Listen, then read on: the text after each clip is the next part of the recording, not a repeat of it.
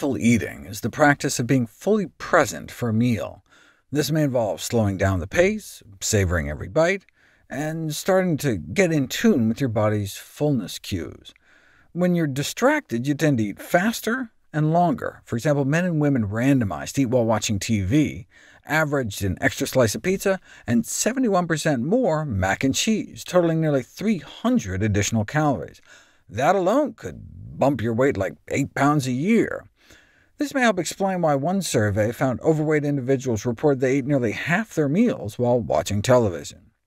Stanford researchers found that on the weekends about a quarter of kids' calories may be consumed in front of the TV. Similarly, study subjects told to eat while giving their full attention to a radio conversation or a detective story recorded on cassette tapes, like an old-school podcast, ended up eating significantly more, for instance up to 77% more ice cream compared to undistracted eating.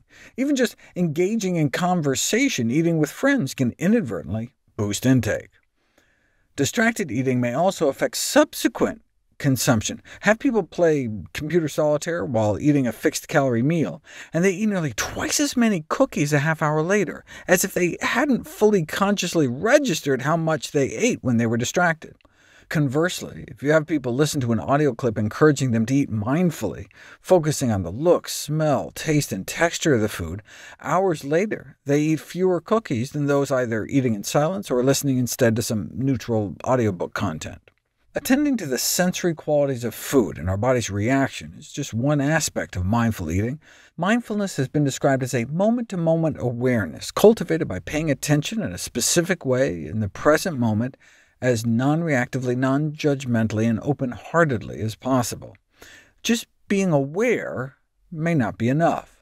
Practicing mindfulness to deal with cravings is said to involve 3 skills: awareness, the ability to monitor one's cravings; acceptance, the ability to refrain from judging yourself; and then something called disidentification, or cognitive diffusion, the ability to separate oneself from your cravings.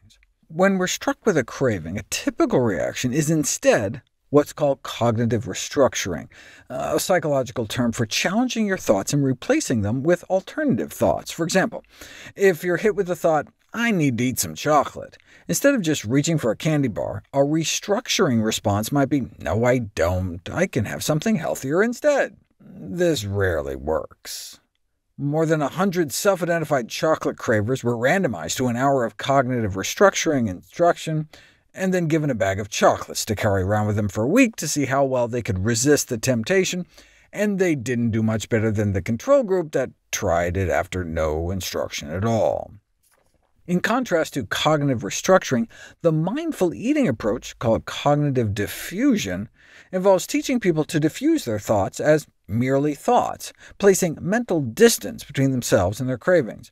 A diffusion response to the thought, "I need to eat some chocolate," would involve simply observing the thought, "I notice I'm having the thought that I need to eat some chocolate," and thanking one's mind for the thought. "Thanks, mind."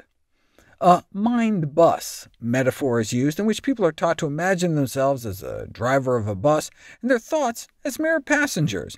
You visualize yourself taking control and being like, "Thanks for the feedback, folks, but this is my bus," as you stop the bus and let the negative passengers off.